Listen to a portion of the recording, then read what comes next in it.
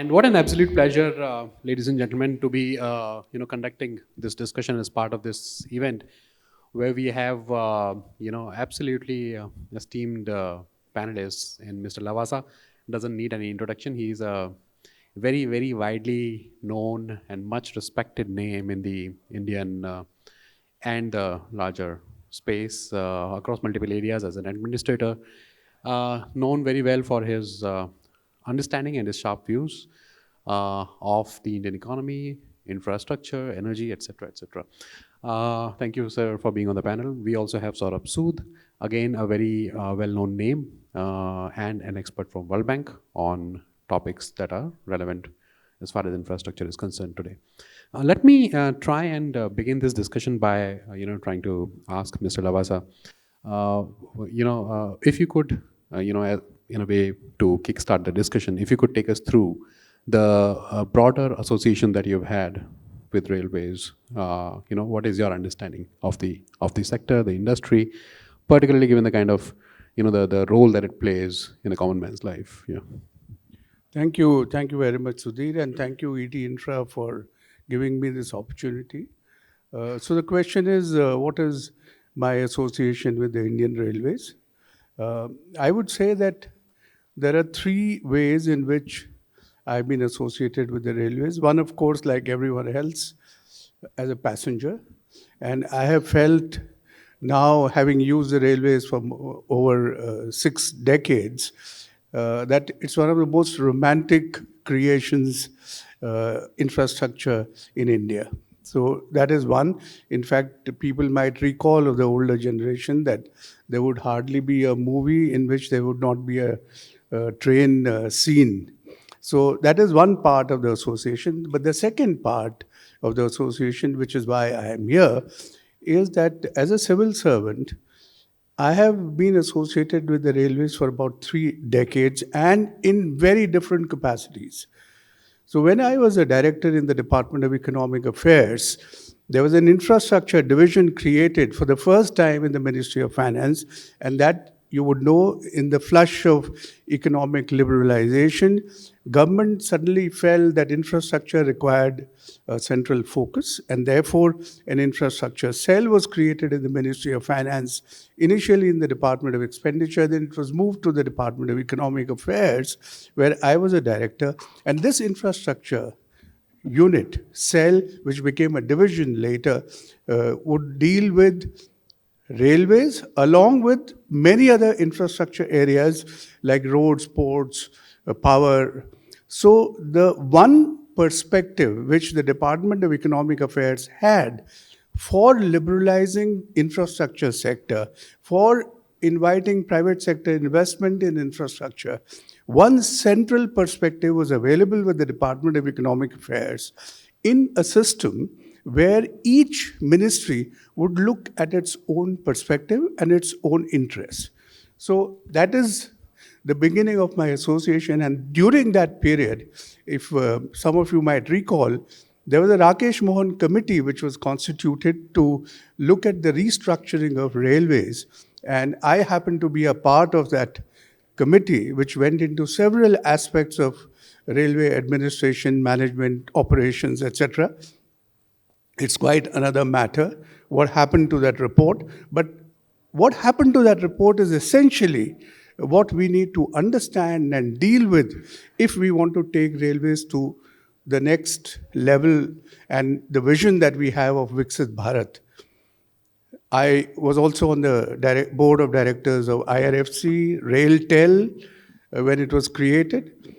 And then there are other associations which made me understand how the railway operates. For example, when I was in the Home Ministry, I used to deal with the railways because they were the bulk mover of the central paramilitary forces from one place to another. When I was in the Power Ministry, power sector depended a lot on railways because they were the bulk mover of coal from one place to another. And if you all know that coal actually constituted the bulk of the revenues which freight movement generated for the railways, and also responsible for a lot of profits for the railways. So that was another. And today, if you have seen in the business standard, suddenly you find that the power situation, the news item says that the power situation has eased because the transportation bottlenecks have been dealt with. So the role that railways plays in stabilizing the economy, I think, is very important. Then, of course, the landmark integration of the rail budget with the general budget, which happened in 2017, and it happened after almost 94 years that railways had been used to having a separate budget. So the factors that led behind the integration of that budget, what impact it has, what are the issues that were meant to be tackled. So that is a long association that I had with the railways. And finally, of course, the most important perspective is that I also belong to that privileged class because I married into a railway family. So the privileges that the railways enjoys. So all in all, I think these three perspectives made me understand that the railways is a very unique organization. It's one of the oldest organizations surviving in India, and it is also a very complex organization. So any attempt to envision the future of railways has to take into account the complexities of the organizations and its heritage. Now, it is not that railways has not changed, in spite of being an organization which carries forward a legacy which is more than 1.5 centuries. The organization has changed. It has modernized. You have had gauge unification, you have had electrification, you had improvement of the infrastructure. The diesel engine came to replace the coal engines, and then the electric engines have come forward, etc. So many things have happened in the railways. Passenger reservation facilitation has become easier. But is that enough? Have we been able to achieve the true potential that this organization has? It's the largest public sector undertaking in the country, and it employs the maximum number of people. It has age-old systems which are so robust, which has led to efficient operations of the railways for so many years. It has served the country very well, met all kinds of difficult demands, and yet it has survived. But the point is, how does it go to the next level? It has changed a lot. And if you permit me just 2 more minutes, when I look at the work which has been done and the advances that have been made in different countries, in particularly railways, I begin to wonder, what is it that has held back the Indian railway story? So 30 years ago, when I went to Japan and I sat in the Shinkansen, which is the bullet train,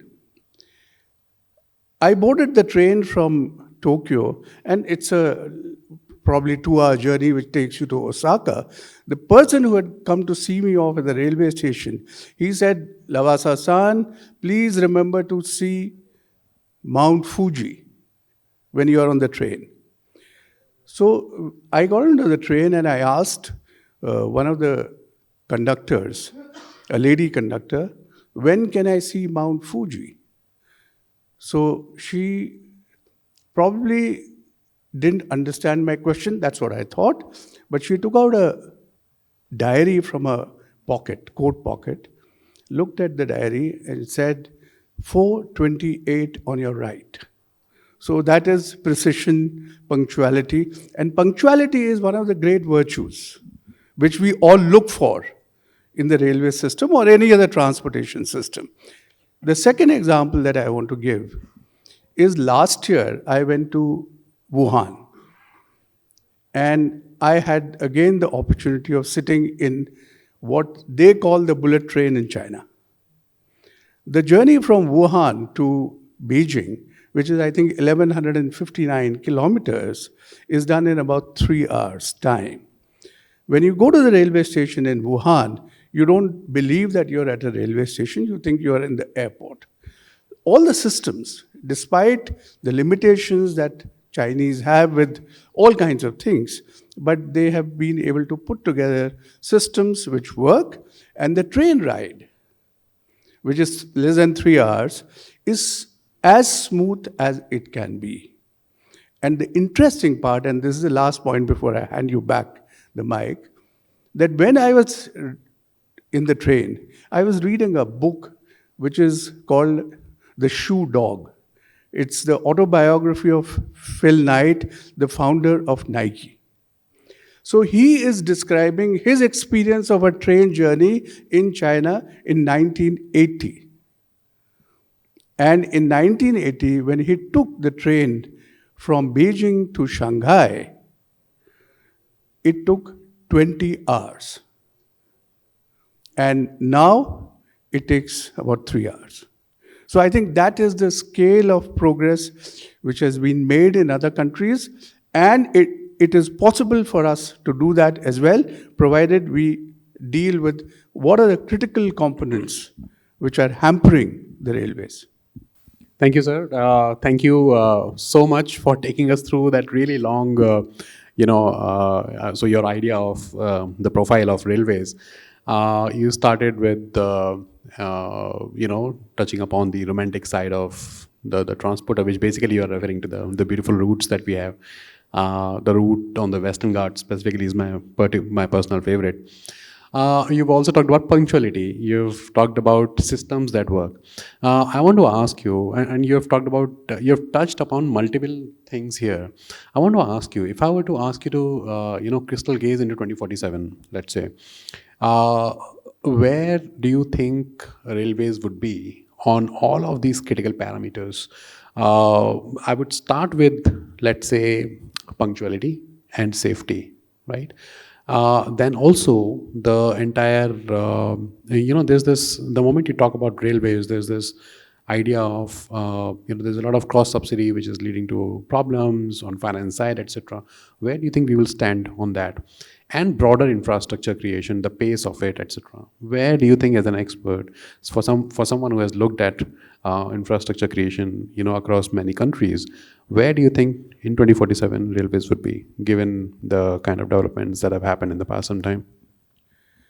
Well, I think first, given the fact that railways are handling 23 million passengers per day, and they're handling so much of cargo, etc. That you are probably the fourth largest railways in the world. You have a huge network.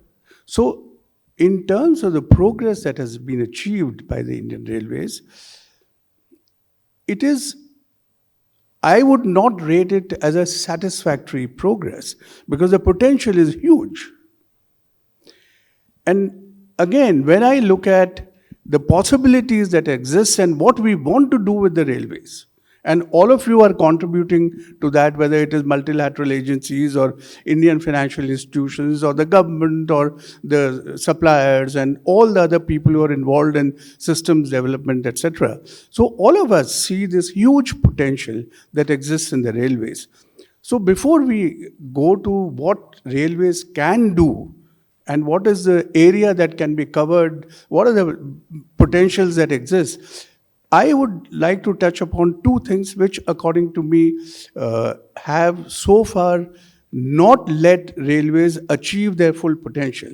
And one factor is the politicization of railways. And when I say politicization, I don't mean cross-subsidization. Although cross-subsidization, some people might link to politics, but that's all right, because you have to consider the customer segments in India, you have to look at the needs that they have and how the system has to propel those people and include them in the growth story. So that's a different aspect altogether. Railways, incidentally, is not the only sector in which there is cross-subsidization. There are other sectors. And even in the commercial world, I think companies also have some products which cross-subsidize other projects. So I don't think cross-subsidization is the main issue. But the main issue is politicization and the structure of this organization, which has not evolved with the times. So I don't have to elaborate on it, but let's look at one single aspect.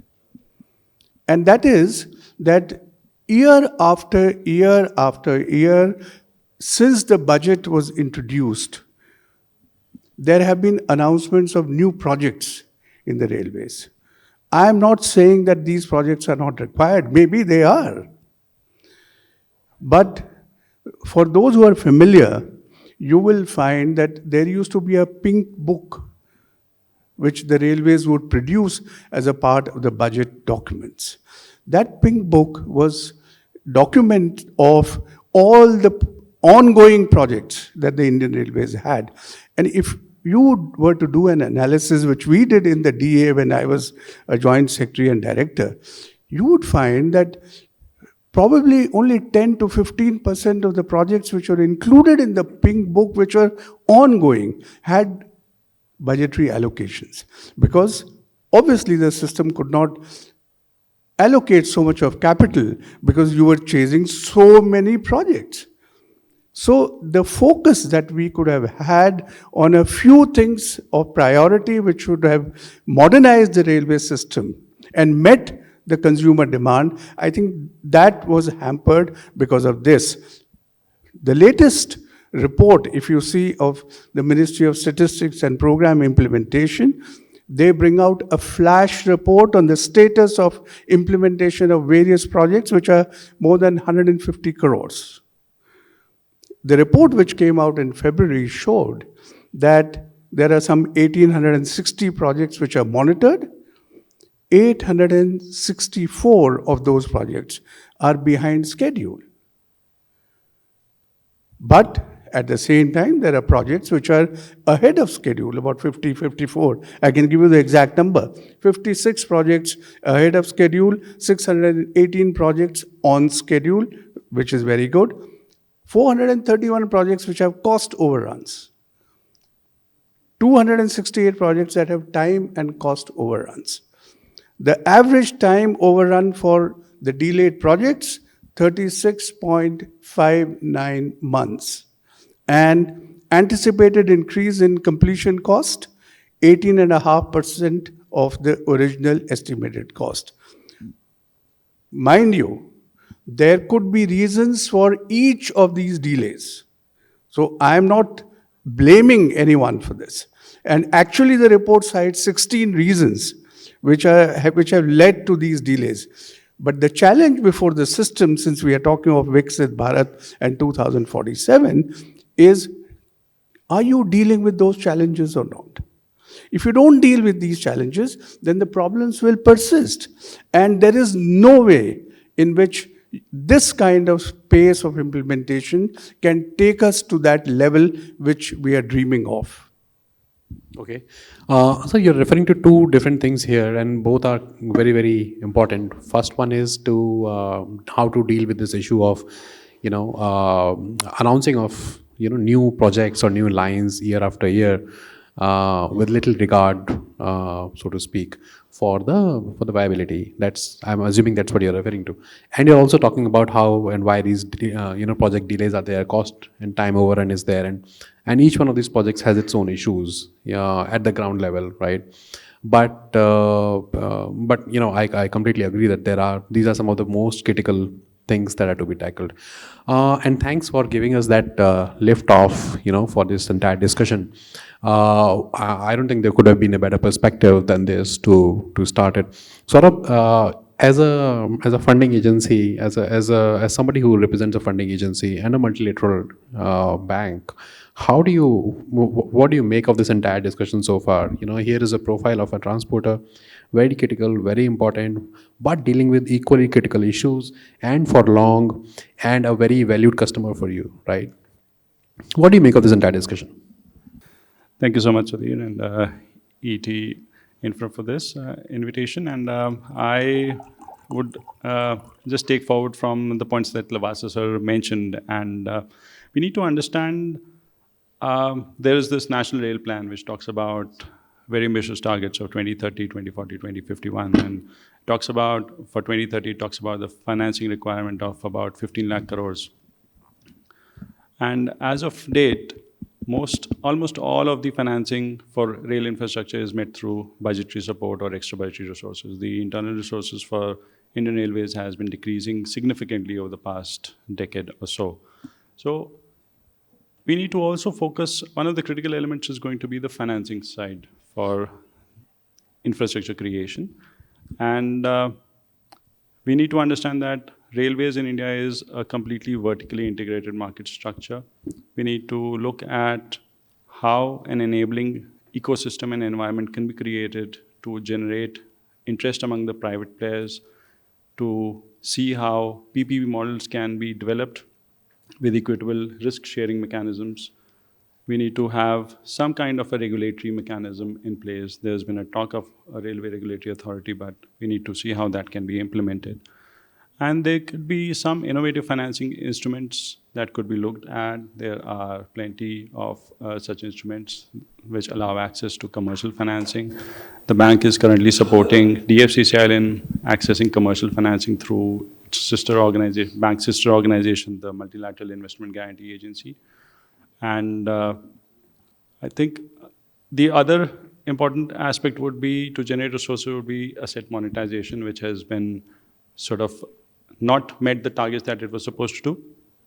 Land could be a key asset that could be monetized, railways being one of the largest owners or holders of land banks in the country.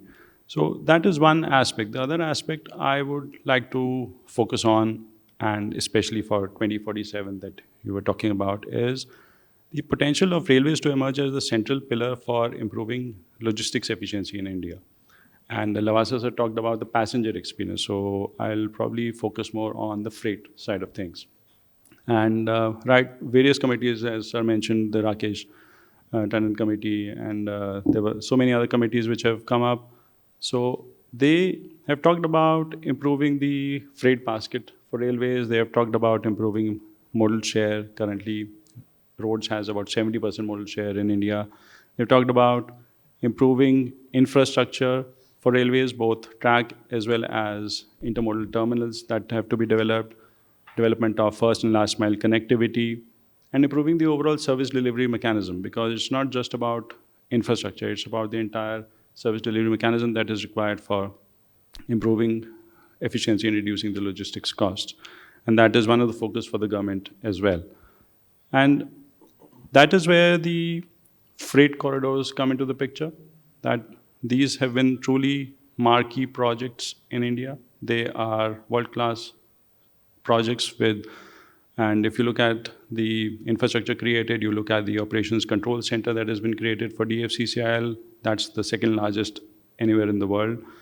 And it is expected to have its benefit not only in logistics, but in also freeing up capacity on the parallel passenger rail network as well. So the punctuality, we could see more improvement in punctuality. We could see freeing up of rail paths on parallel rail tracks for passenger trains to be involved. And along with that, we could also see the intermodal and the multimodal aspects coming in. So all these things, I would like to summarize that 2 points. One is we need to focus on financing. The second is the potential of railways to emerge as the pillar for logistics efficiency in India by 2047. Okay. Saurabh, tell me, when we look at the World Bank's involvement in Indian Railways, can you help us understand the size of the assistance that the bank provides for the transporter, and also how, if you could help us understand more, how has it moved over the past few years, and which are the key projects where that focus has gone so far? Yeah. Sure. So the very first assistance that the bank provided in India was immediately after independence, when the bank supported for capacity expansion of the Indian Railways network. And after that, one of the biggest, the largest, and one of the most complex public works project that has been undertaken, financed, and supported by the bank has been the Eastern Dedicated Freight Corridor project. The bank has given approximately about $2 billion of funding assistance over a period of about 12 or 13 years over a series of 4 projects. And these were divided into Khurja to Kanpur section, then Kanpur to DDU, and Ludhiana to Khurja section. $2 billion over the past 10 over or the 12. past 12 to 13 years. And how do you see that growing over the next coming few years? Is there a timeline to that? So right now, like we are supporting DFCCIL in improving the logistics efficiency for the entire corridor. So we are looking at how to improve multimodality and how to develop intermodal terminals. We are looking at how to involve private sector into multimodal terminal development. We are also looking at strengthening. So the entire 12 to 13-year period has also involved not only creation of hard infrastructure, but also institutional strengthening for DFCCIL as an organization. So the concept of DFCCIL was to develop a market-focused, a commercially oriented organization, which was sort of an independent agency to develop and manage the DFC corridors. And there have been several technical innovations that have been adopted, which the bank has supported. There's been a well thought out capacity development plan for the entire agency, and now DFCCIL is about 3,500 odd staff. And one of the success stories, I would say, in India's rail sector. Okay, yeah, thank you. Thanks for those comments, Saurabh. Saurabh, you've talked about asset monetization, you've talked about privatization, the need for PPP, etc. And these are areas there where you have a lot of expertise, sir. Can you help us understand what is, where does, so on all of these parameters, right, and these are absolutely critical areas, where does railways stand currently, right? We have seen the government talking about asset monetization across multiple sectors, right, including things like power transmission, etc. In railways also, what has been the experience like? Where do we stand today? What more needs to be done? If you could help us understand. And also on PPP, right? That's an idea that we have toyed with for many years in railways. Do you think there has been success there? If not, where exactly do you think we need to intervene to get things going? Yeah. So I think if you look at, let's say, the public-private partnership model, because asset monetization is something which has been introduced recently in India, say about 4 years back. Although as a concept, it did exist. But seriously, it came on the agenda of the government only 4 years back. So probably a little too early to pass any judgment on the success of asset monetization. But I think the issues that need to be tackled to make asset monetization successful and to have a greater role of the private sector are probably more or less similar. The issues that affected the public-private partnership model, which railways was a little slow in adopting. You look at other sectors, roads notably. Roads adopted the public-private partnership model with various modifications. It is not as if the same model which was followed in the first road project of Jaipur-Kishangarh is what has been followed, or the model which was followed in the Gurgaon Expressway in 1999 is the model which is now being followed. So the model has undergone a lot of change. But the issues which lead to the success or the partial success or the failure of a model, whether it is public-private partnership, because even asset monetization will lead to adopting the public-private partnership model in many cases. Now, before we get there, I think one issue very important which you addressed to Saurabh, and the scale of financing by the World Bank or other multilateral agencies. I heard the JICA speaker speak earlier. JICA has been instrumental in providing a lot of resources.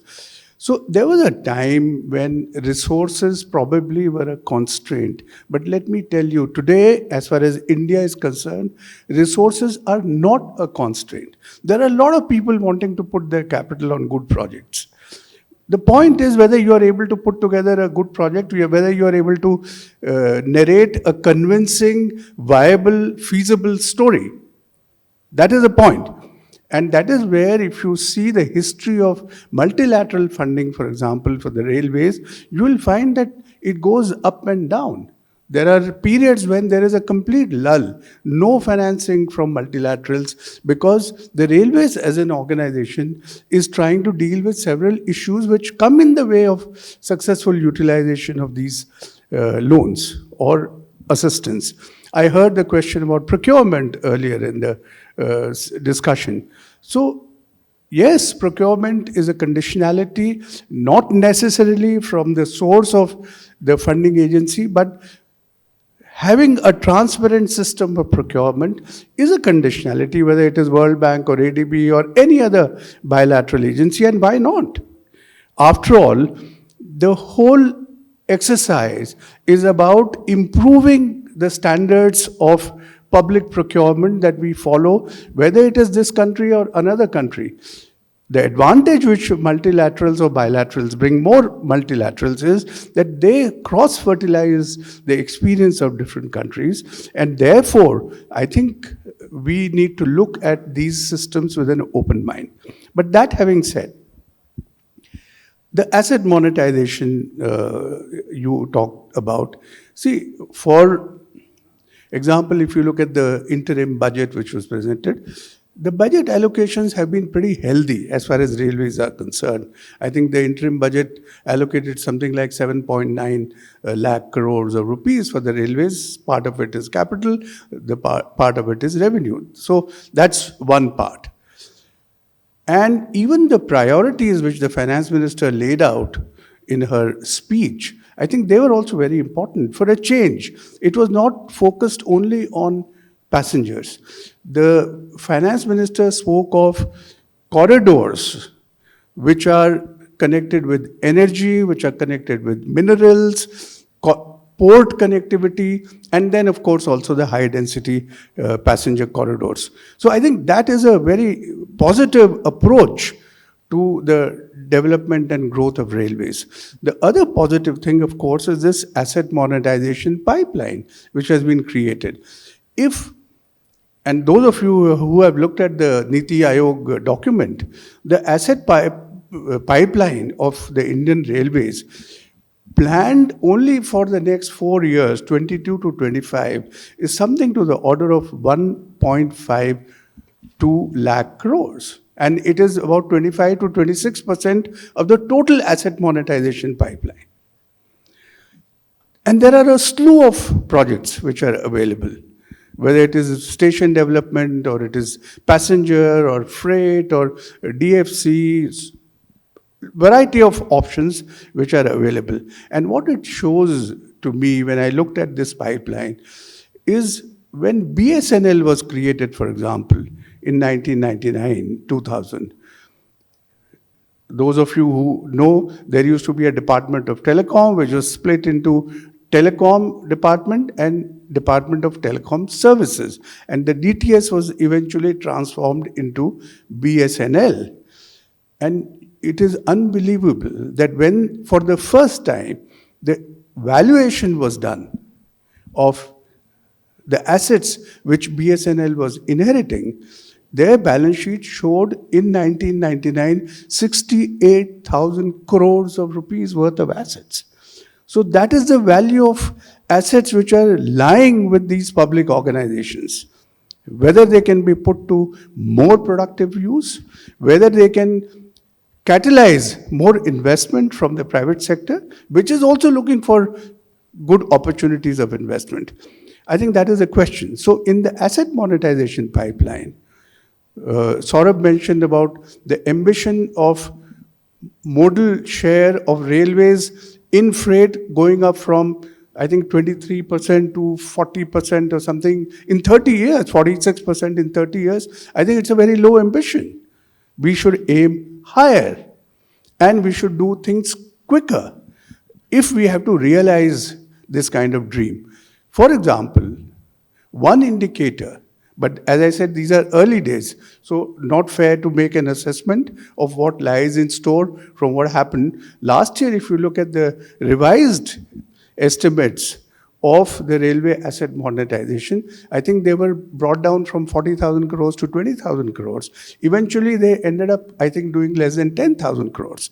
So, but if we don't focus on the underlying issues, Land, for example, it's a big issue. The ownership of the land with the railways, the documents of those ownerships, are they available? Because unless you are able to give confidence to the private investor that, yes, this is a clean project that I am handing over to you, the private sector will perceive that much risk. And on public-private partnership, so you recently must have read the entire saga of the Airport Express, Delhi Airport Express, public-private partnership model, at one point touted as a success, eventually led to litigation, eventually led to huge liability on the railways, eventually led to the Supreme Court overturning the order of the arbitrator, and now probably cited as not a successful project. But that is the problem with public-private partnership. And it is not something peculiar to India. This is a problem which all the countries have struggled with. If you don't get your concepts right, if you don't have standard bidding documents, if you don't have fair allocation of risks, if you don't have transparent mechanisms embedded, dispute resolution mechanisms embedded in the document, there is a problem. It is not possible to convert straightforward government-private contract into concessions. That's not the way it happens. The relationship between the government and the private sector is different in a concession. It's a public-private partnership. It is not government which is bidding out the project and somebody who's a contractor taking that project. It's a private partnership. It's a public-private partnership. Government is the owner of the asset. Private sector is bringing in his or her efficiency and capital and management practices. And together there is a partnership for the duration of the concession. So that partnership has to translate into a commercial commitment to the project. Unless you have that, if you think that, no, I have given this project to the private sector, now it's their headache. That's not the way things can ever be successful. So we need to get the public-private partnership modalities right. We have to spend a lot of effort. And by the way, let me remind all of you that railways has some shining examples of public-private partnership. The Alstom and GE. You talk to the, I read a statement of the Alstom chief who said this is probably one of the best projects he has seen in the world, where procurement of 800 engines or 1,000 engines over a period of so many years has been all reduced to a legally binding document with all kinds of commercial risks apportioned rationally and transparently. So people have been able to take that risk. And these are multilateral organizations, multinational organizations, which have taken these risks with their eyes wide open. And I don't think the railways is not happy with these projects. So it is possible for us to do public-private partnership in a sensible way which benefits both the private sector and the government, and more importantly, it benefits the public. Because if in public-private partnership, the public interest is not kept paramount, it will not succeed. So I think that, and there are a few things which I want to talk about railway safety, but Thank you, sir. Thank you for a lot of that valuable advice. Turning to Saurabh, the thing that I want to understand from you, Saurabh, is I mean, when we look at railways, we look at it as a transporter, as somebody who is as an entity which is heavily involved in transporting passengers, freight, etc. I mean, we have a different way of looking at it. But how does railways fare as a customer, right? And you have talked about some really big projects here in the last time when you spoke. And there's a lot of money involved, right? So how does it fare as a customer, if you can help us understand that? So the bank, as I said earlier, has assisted DFCCL in one of the largest projects in the transport sector in India. And I would say the bank has had excellent experience in dealing with and partnering with DFCCL as an organization, right from the time soon after DFCCIL was created in 2006. So the project concept started in 2007, 2008. And after that, it's been, I would say, a very fruitful partnership because DFCCIL, as an implementing agency, has, although it was faced with a lot of challenges like land acquisition and other issues, but I would like to point out that even during the COVID time when there was a national lockdown, they managed to, after some pause, they managed to have protocols in place for safety of the workers, to ensure that the work continues and the work is completed on or slightly beyond schedule.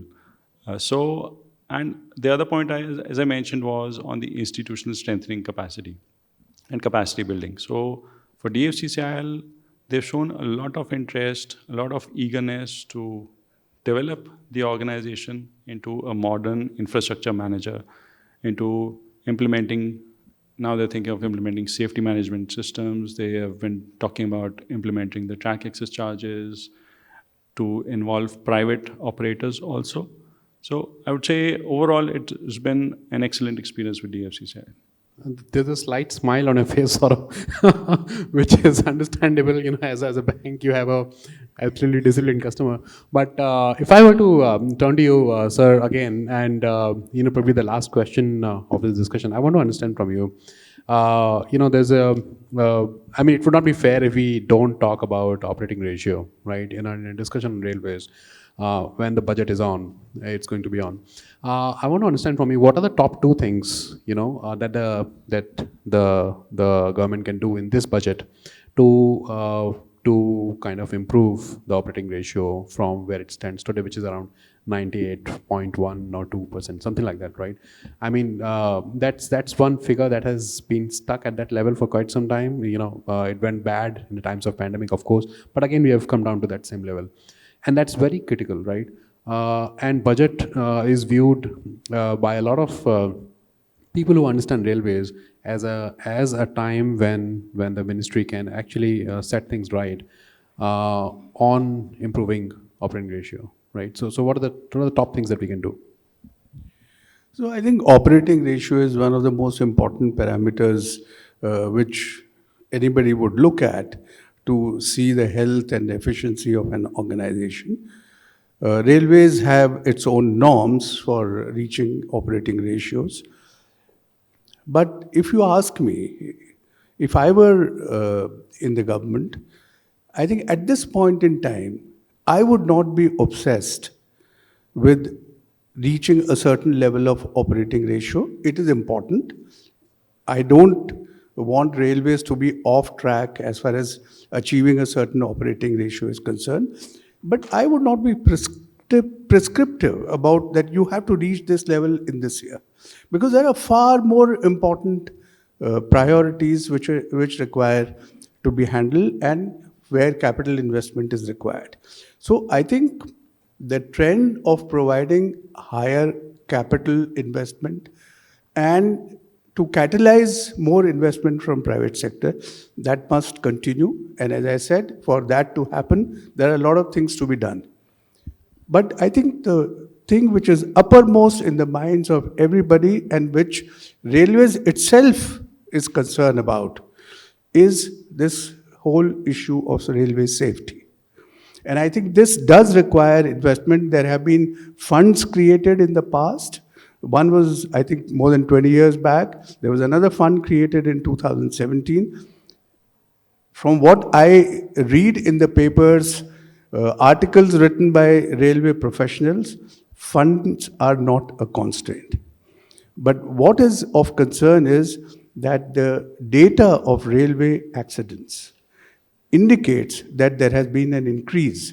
I don't know how many in this room are aware that the Commissioner of Railway Safety, he brings out a report every year on the status of railway accidents. And that report, by the way, one of the things that I forgot to mention, that I was Secretary Civil Aviation, and for the information of everybody, the Commissioner of Railway Safety resides in the Ministry of Civil Aviation, not in the Ministry of Railways.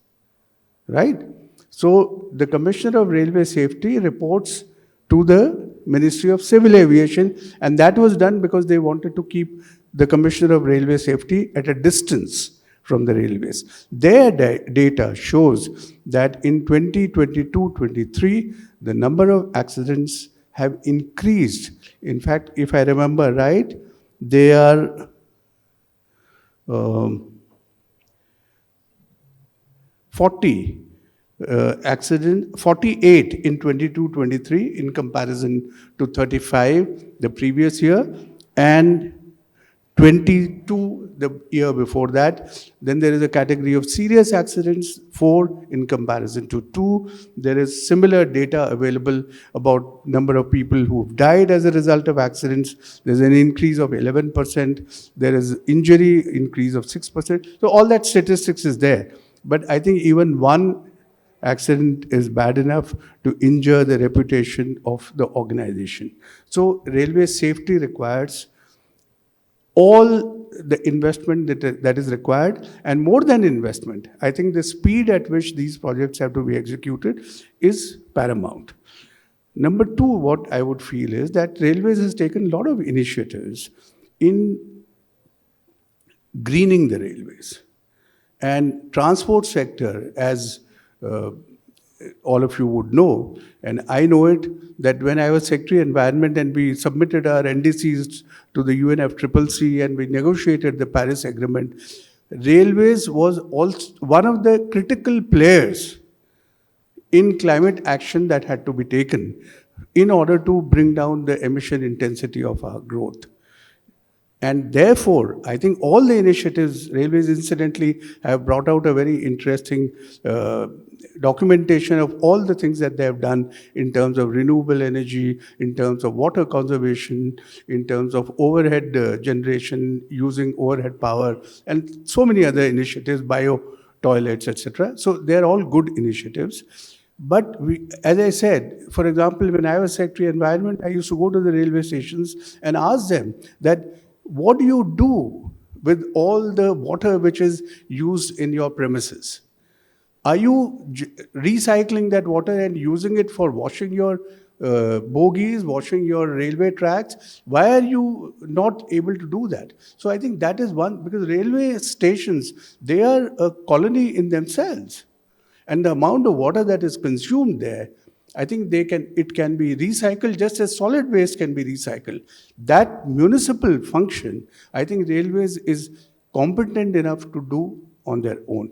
So some of these initiatives, including use of satellites in project monitoring and looking at the condition of the tracks, etc., I think all that is important. A lot of technology infusion has taken place, by the way, in the railways, and we all know how facilitated we feel because there are new systems which are in place. But I think we need to speed that up and scale it up further. Thank you. Thank you, sir. And, it's a topic that, we can go on and on with this topic, and but then time is short. And so I think we'll have to bring this to an end. Thanks to both the panelists for absolutely fantastically, sharing their views on some of these critical ideas. Like I said, we can go on, and the kind of copious and detailed notes that he's sitting with, we'll need another hour to have this. But then, yeah. So I think if the anchor allows, we can perhaps take a few questions if there are any. Yeah, please go ahead. Sir, I'm J.K. Bhatti, ex-additional general from Lights. My question is on Viksit Bharat 2047. It is a mixed question about bullet train, and secondly, can we meet the target of India be a developed country by 2047? Now, let me give some brief. As we are aware that Mumbai to Ahmedabad bullet train earlier was planned to be operational by year 2026. Now, recently, if you are aware, the Japan government, this Hitachi and Kawasaki, who was making this bullet train, and they have raised one query that so far as the Indian climate with respect to Japan is concerned, they have to do lot of modifications with their bullet train, because here the temperature sometimes go to 50 degrees. Now they have whatever they have made the agreement. Now they have increased the cost of each bullet train 460 crores. Now Indian government they are saying that we cannot give this additional cost is the additional burden on the work construction of the one bullet train. Now Indian government they are planning that they should be constructed by ICAF by itself.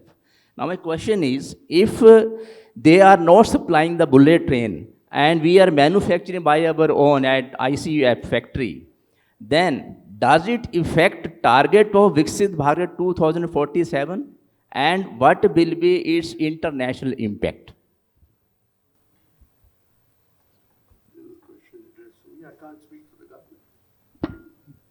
See, I am in a good, happy position not to represent the government, nor the ADB. So I am not in a position to answer your question. Saurabh, would you like to take that? My response would be the same, sir, because I'm not aware of the contractual provisions, and I think it would be the ministry would be the appropriate authority to respond to this. There was one more hand Sir. here. Yeah, please go ahead. If you can keep it short, yeah. Surely, sir. Sir, my question is actually Mr. Lavasa rightly mentioned about the PP projects, and we have been talking about these projects quite some time. And now Railway is also now experimenting to bring on these PP projects directly from themselves. But nowadays we don't see such provisions for sovereign guarantees available from government for such projects. And Indian Railways is working on a very monopolistic environment. So we are, if we go with the PPP projects, the industry is left with provisions for only arbitrations and such, and there also the conditions are, very tilted towards the Indian Railways. So how do we, expect to bring confidence for the private sector to pitch in resources when there's no sovereign guarantee as such also not available? So are we, you are expert in this field. Have you come across any other provisions that may be helpful if sovereign guarantee is not available in projects? So, the concern about the safety of your investment, I think it's a very valid concern. But to expect the government to give a guarantee, I think might be expecting a little too much. In fact, if you look at the power sector, it's a classic example we have all seen. There was only one project for which government, state government and government of India gave a guarantee, and we all know what happened to that project. I'm talking of Dabhol, right? So, and that was the only project in which government of India gave a very restricted guarantee. And even that did not help. The message there is that the projects, most of these infrastructure projects, they are non-recourse financing. And you finance a project on the strength of the revenue streams which the project is able to generate. Or it is possible for governments to do a hybrid model. So in the road sector, for example, you have an annuity model which gives some kind of safety of your funds. It's like a guarantee. As a finance ministry person, I don't like annuity. But that's all right. It may be a suboptimal solution. As long as it serves the purpose of infrastructure creation, as long as it gives comfort to the private investor, it's a model which has been tested and successful. There are hybrid annuity models. Even those are successful. There are other models in which whatever so-called guarantee you expect is given upfront. It is a bidding parameter as a grant. So what the government would like is to have a predictable exposure. Even you in the private sector, you don't take open-ended risks. Nobody would like to. So similarly, I don't think it is fair to expect the government to take an open-ended risk. But if the project is constructed in such a way, financially, that because there is a viability gap, government will provide you a viability gap funding, which is upfront, which is determined before the project is signed. So I think that is a viable model, and that is where the private sector needs to push the policymakers that please create models which are financeable and investable. Okay, thank you. Thank you, sir. Thank you for that last comment. And ladies and gentlemen, thank you for the time. That brings us to an end of this discussion. I'm sorry there are a few more hands, but we can't take any more questions in the interest of time. We are already behind schedule. I would request all of you to take them up in the coffee break. Thank you once again, and thanks for being a great audience. Thanks.